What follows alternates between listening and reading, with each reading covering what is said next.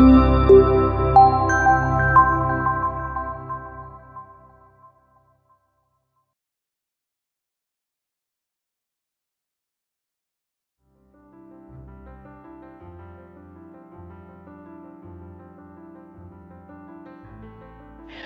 have been in clinical social work practice for over 50 years. I started in mental health. I included training in that because I like to work with students and see them develop.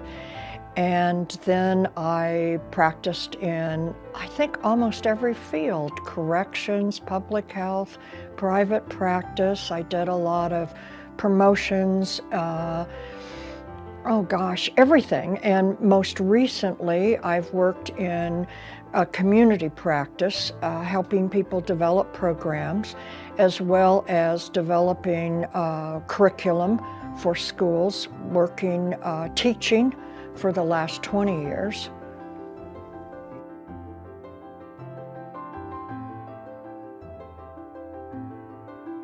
I have worked in behavioral health all of my life. I don't want to put a barrier by saying mental health because it's broader than that. We have to look at how people respond to their environments, and that's critically important to me. So I try to work also in the environment because that impacts the individual. Behavioral health includes, nutrition. It includes how we feel inside, what we've learned, how we were treated as children, how we grow and develop. But it also includes things like racism, how COVID impacted us, what our political beliefs are. I spent a lot of time in Africa and working in cultures and how culture impacts behavior.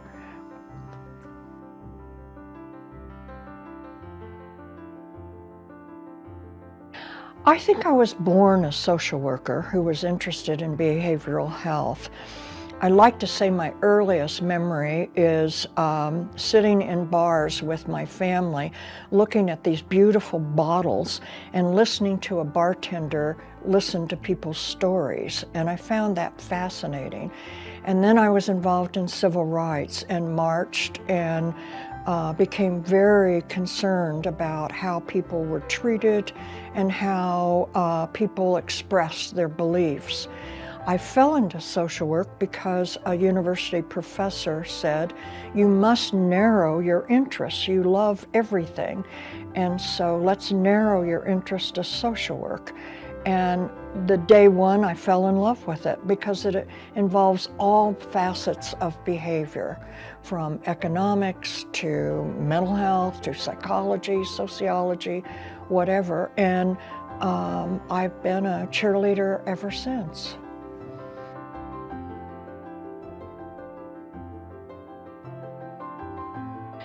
In behavioral health, we have enormous trust with other people. Other people share with us their stories, their hopes, their pain, their secrets. How could I not love that? How could anybody not love that? The watching people grow and change. I'm old enough now that former clients come back and share with me what's happened in their lives. What a benefit, what a treasure that is.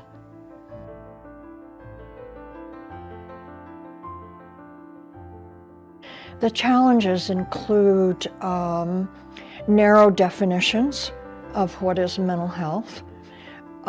They include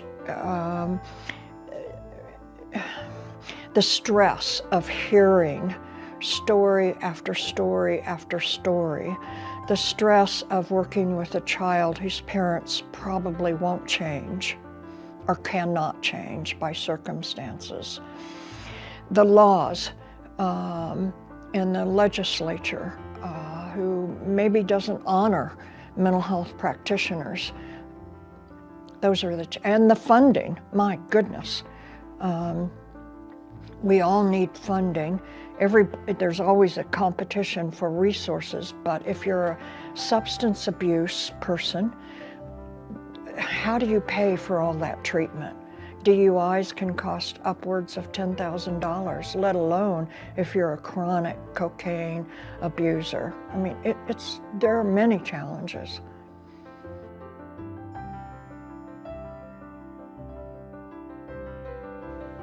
Students can start in a variety of ways, but sometimes in community college, as I did, and work their way up through an associate's degree, a bachelor's degree, a master's degree, and if they want to go on, a PhD.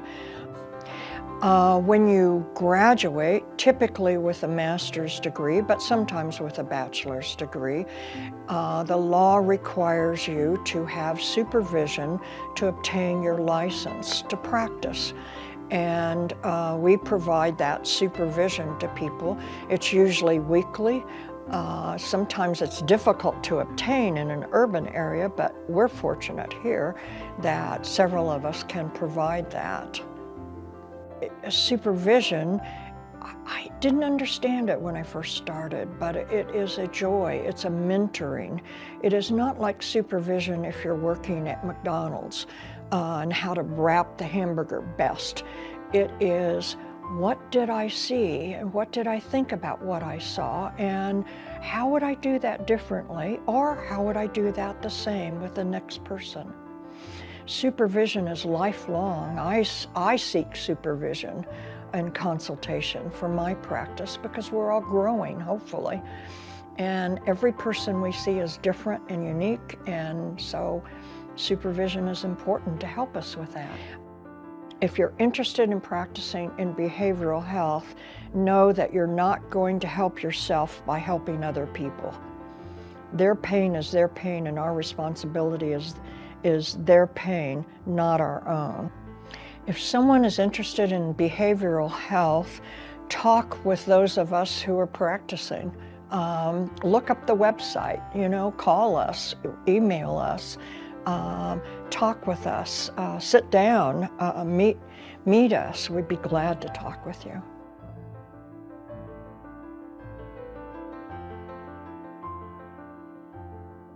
A recent example in the last 5 or 6 years was a woman who was going through a terrible divorce, had lost everything in it, was very poor, didn't have many job prospects, and her children were placed in foster care. She was living in drainage pipes in this area because she had no other place to go. The challenge with that was to help her meet the criteria to have her children returned, and that was impossible. What I did at the last visit was bring her and her children together to talk about everything in her history she wanted them to know before she last saw them. And then I went home and cried.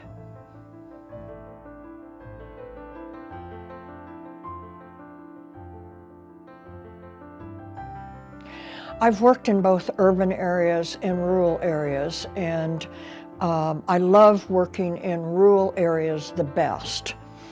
While I have to work with, sometimes people are victims of what others think of them, and in urban areas that's not as clear.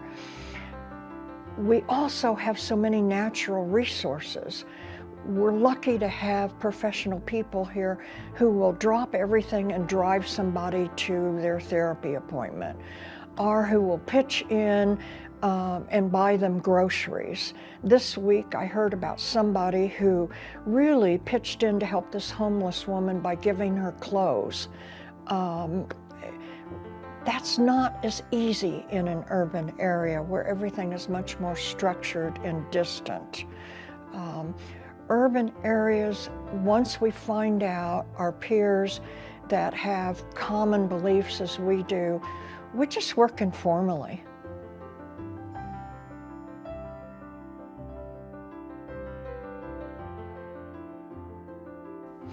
Sometimes when I talk with, say, junior high or high school students, they're full of misperceptions that we're here to take away from them rather than build on their strengths.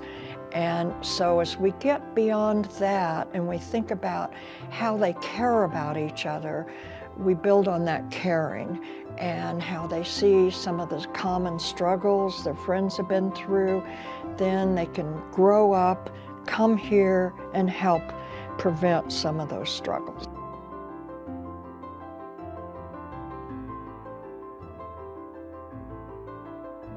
Recently on my email popped up this email from someone I had no idea who it is, and usually I just discard those. But something told me to respond to it, and it was from this man I had seen him and his siblings, his brothers and sisters, when they were 3 and 4 and 5, and their mother had brought them in thinking their father had sexually abused one of them.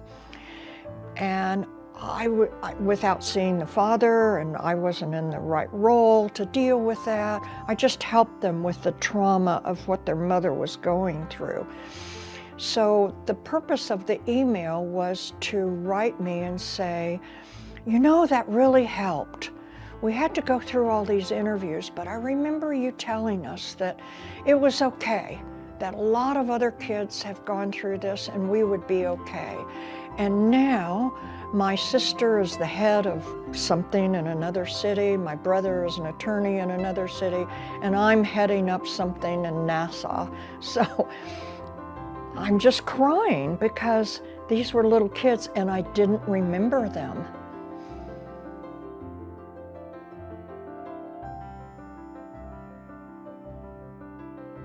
Well, if you receive your master's degree in social work or maybe in some other behavioral health field, you can be a clinician or a therapist. You can consult. You can work with all kinds of people, old babies, brand new babies, or you could be a politician if you wanted. You could head up an agency. The field is so open to what you can do. It's building on the fundamental knowledge that we get about human beings, about group behavior, community behavior, and certainly the environment. You could go to Africa like I did and work there for a while.